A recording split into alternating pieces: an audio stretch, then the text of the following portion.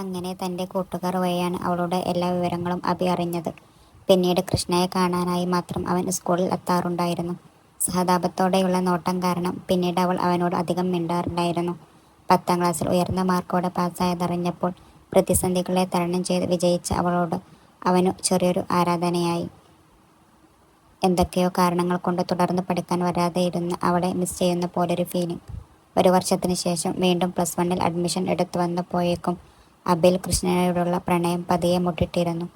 ഇഷ്ടമാണെന്ന് തുറന്ന് പറഞ്ഞ ദിവസം കൂർത്തൊരു നോട്ടമായിരുന്നു അവളിൽ നിന്നും ലഭിച്ചത്. അതിനുശേഷം കണ്ടാലും അവൾ ഒന്ന് നോക്കുക കൂടി ചെയ്യാതായി. തന്നെ പാടെ അവഗണിച്ചു എന്ന് തോന്നിയിട്ടും അവളുടെ പിന്നാലെ തന്നെ അഭി ഉണ്ടായിരുന്നു. ഒരിക്കൽ വഴിയിൽ വെച്ചു കൃഷ്ണയെ കടന്നു പിടിച്ച് ശ്രീജിത്തിന് അഭി കരണം മുഖച്ചൊന്നു കൊടുത്തു. അന്നാണ് കൃഷ്ണ അവനെ അവസാനമായി കണ്ടത്. പക്ഷെ അതിൽ പിന്നെ അവളുടെ നിഴലായി അഭിമന്യു ഉണ്ടായിരുന്നു, അവൾ പോലും അറിയാതെ. ബൈക്ക് നിർത്തിയപ്പോഴാണ് കൃഷ്ണക്ക് സ്ഥലഘാതബോധം ഉണ്ടായത്. പെട്ടെന്ന് അവൾ പിന്നിൽ സീറ്റിൽ നിന്നും ഇറങ്ങി. ഇത്രയും നാളുകൾക്ക് ശേഷം ഒരു കണ്ടുമുട്ടൽ. എന്താ ഇപ്പോൾ പറയുക എന്ന ശങ്ക അവൾക്കുണ്ടായി. വീണ്ടും പഠിക്കാൻ തീരുമാനിച്ചല്ലേ? അഭി ചോദിച്ചു. നന്നായി. പഠിച്ചൊരു ഭാവി ഉണ്ടാക്കാൻ നോക്ക്. അവൾ തലയാട്ടി. താങ്ക്സ്. എന്തിന്? It's my duty. താങ്ക്സ് ഒന്നും വേണ്ട, പൊയ്ക്കോ. അവളെ നോക്കാതെ തന്നെ അവൻ മറുപടി കൊടുത്തു. ഗേറ്റ് കടന്നു അവൾ അകത്തേക്ക് കയറുന്നത് കണ്ടിട്ടാണ് അവൻ തിരികെ പോയത്. തിരികെ പോകും വഴി അവസാനമായി കൃഷ്ണയോട് സംസാരിച്ച ദിവസം അവന് ഓർമ്മ വന്നു. ദയവ് ചെയ്ത് പിന്നാലെ നടന്നു മറ്റുള്ളവരെ കൊണ്ട് പറയിപ്പിക്കരുത്. ശ്രീജിത്തിനെ തല്ലിയതിൻ്റെ അന്ന് നിറകണ്ണുകളോട് അവൾ പറഞ്ഞു. എന്തു പറയണം എന്നറിയാതെ അല്പനേരം അവളെ നോക്കി നിന്നു. ഞാനായി നിനക്കൊരു ചീത്തപ്പേര് ഉണ്ടാക്കില്ല. അവളുടെ നിസ്സഹായ നിൽപ്പ് കണ്ടിട്ടാണ് താൻ അങ്ങനെ പറഞ്ഞത്. അത്രയും പറഞ്ഞ് അന്ന് പിൻവാങ്ങിയതാണ്. പിന്നീട് ഒരിക്കലും അവളുടെ മുന്നിലേക്ക് എത്തിയിട്ടില്ല. പക്ഷേ കാണാറുണ്ടായിരുന്നു ദൂരെ നിന്ന്. അവളുടെ കണ്ണിൽ പെടാതെ എത്രയോ തവണ. അഭിക്ക് തൻ്റെ കൺകോണിൽ നനവ് അനുഭവപ്പെട്ടു. മുഖത്തേക്ക് പതിച്ച മഴത്തുള്ളികൾക്കൊപ്പം അവൻ്റെ കണ്ണിലെ നനവും കൂടിച്ചേർന്നു. ഇതേ സമയം പകയിരുന്ന മനസ്സോടെ ഇരിക്കുകയായിരുന്നു ശ്രീജിത്ത്. മതിയടാ കുടിച്ചത്. എത്ര നേരമായി തുടങ്ങിയിട്ട്? കള്ള് കുടിക്കുന്നതിൻ്റെ ഇടയിൽ അവൻ്റെ കൂട്ടുകാരൻ പറഞ്ഞു. ഞാൻ ഇനിയും കുടിക്കും. ഉള്ളിലെ തീ അണയുന്നില്ല. അവൻ, ആ അഭിമന്യു, എൻ്റെ ജീവിതത്തിൽ വിലങ്ങുതടിയായി നിൽക്കുക. ഏത്? SI അഭിമന്യുവോ? ആ പുന്നാര മോൻ തന്നെ. വേണിയെ എന്നൊക്കെ എൻ്റെ അടുത്ത് നിന്ന് കിട്ടുന്നു അന്നെല്ലാം അവനും ഇടക്ക് കയറി വരും. നാശം. നീയൊന്നടങ്ങ്. വെറുതെ പോലീസിൻ്റെ കയ്യിന്ന് അടി വാങ്ങി കൂട്ടേണ്ട. ആ പെണ്ണിനെ നീ വിട്ടേക്ക്. വേറെ ഒത്തിരി എണ്ണത്തിനെ കിട്ടാനാണോ പാട്? കൂട്ടുകാർ ഓരോരുത്തരും അവനെ പിന്മാറ്റാൻ ശ്രമിച്ചു കൊണ്ടിരുന്നു. അങ്ങനെ വെറുതെ കളയാൻ പറ്റില്ല കൃഷ്ണവേണി. അവളെ ഞാൻ ഒരുപാട് കൊതിച്ചു പോയതാ. അവളെ നേടിയിട്ടേ എനിക്ക് വിശ്രമമുള്ളൂ. ശ്രീജിത്ത് വീണ്ടും മദ്യമകത്താക്കി. നോക്കിക്കോ, അവനിട്ട് ഞാൻ പണിതിരിക്കും. ശ്രീജിത്ത പറയുന്നത്. ഞാൻ ക്രൂരമായി ചിരിച്ചു. ആഴ്ചകളും മാസങ്ങളും വേഗത്തിൽ കടന്നുപോയിക്കൊണ്ടിരുന്നു. കൃഷ്ണക്ക് ഫസ്റ്റ് ഇയർ എക്സാം ആരംഭിച്ചു. ഡിസ്റ്റൻസ് എഡ്യൂക്കേഷൻ ആയതുകൊണ്ട് അവൾക്ക് എക്സാം സെൻറ്റർ അല്പം അകലെയാണ് കിട്ടിയത്. എപ്പോഴും ബസ് സർവീസ് ഇല്ലാത്തതും ഓടുവഴികൾ നിറഞ്ഞതുമായ അവിടേക്ക് തനിയെ പോയി തിരികെ വരാനുള്ള ബുദ്ധിമുട്ട് കണക്കിലെടുത്തു രവീന്ദ്രൻ അവളോടൊപ്പം പോകാമെന്ന് തീരുമാനിച്ചു.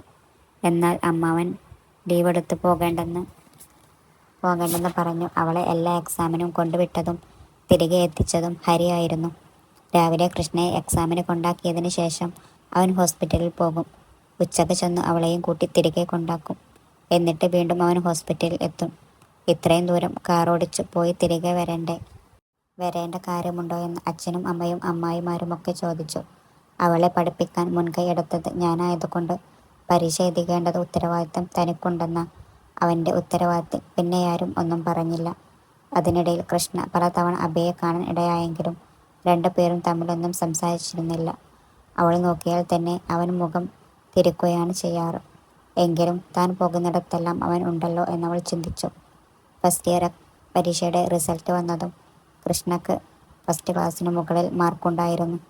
അതിൽ മറ്റുള്ളവരെക്കാൾ അധികം സന്തോഷിച്ചതും ഹരിയായിരുന്നു.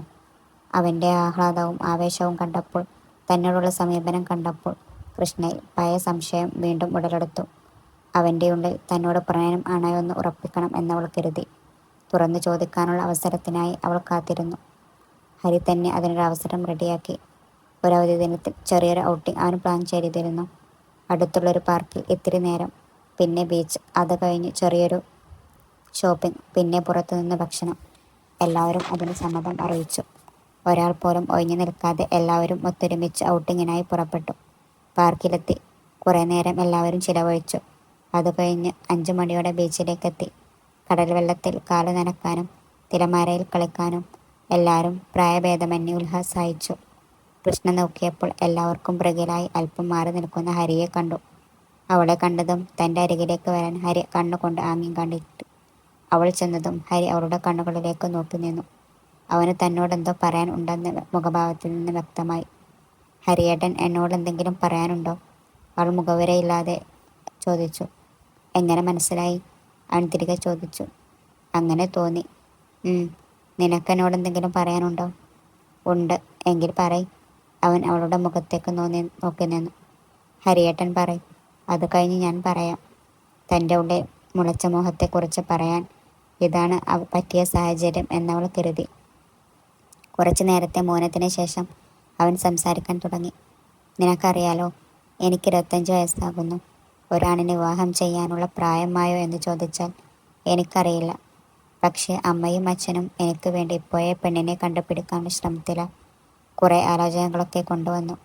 എന്നാൽ എനിക്കതൊന്നും അംഗീകരിക്കാൻ കഴിഞ്ഞില്ല. കാരണം എന്നെ മനസ്സിൽ കൊണ്ട് നടക്കുന്ന ഒരാളുണ്ട്. കൃഷ്ണ ശ്വാസം അടക്കി പിടിച്ചു. അവൻ്റെ വാക്കുകൾ കേട്ടു നിന്നു. എനിക്കറിയില്ലായിരുന്നു എന്നെ ഞാൻ അറിയാതെ ഇഷ്ടപ്പെടുന്ന ഒരാൾ ഉള്ള കാര്യം, അതും നമ്മുടെ വീട്ടിൽ തന്നെ.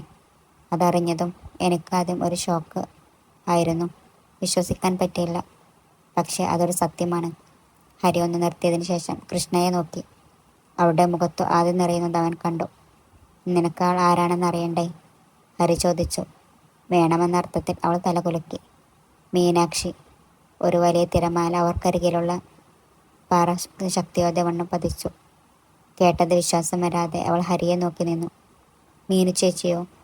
അവൾ എടുത്തു ചോദിച്ചു. അതെ. വർഷങ്ങളായി ഞാൻ പോലും അറിയാതെ അവൾ എന്നെ സ്നേഹിക്കുന്നു. ഈ അടുത്ത സമയത്താണ് ഞാനതറിഞ്ഞത്. ഹരി കടലിലേക്ക് നോക്കി പറഞ്ഞു.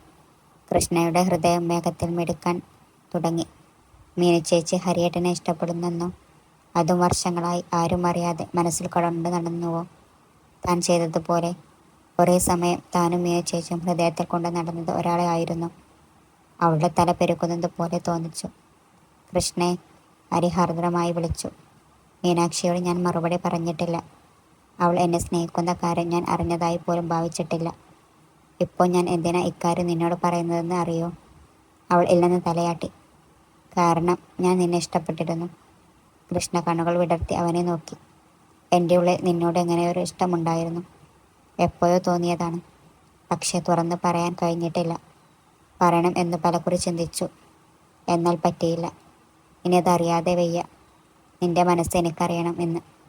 നിന്റെ ഉള്ളിൽ എന്നോട് പ്രണയമുണ്ടോ? ഹരി പ്രതീക്ഷയോടെ അവളെ നോക്കി.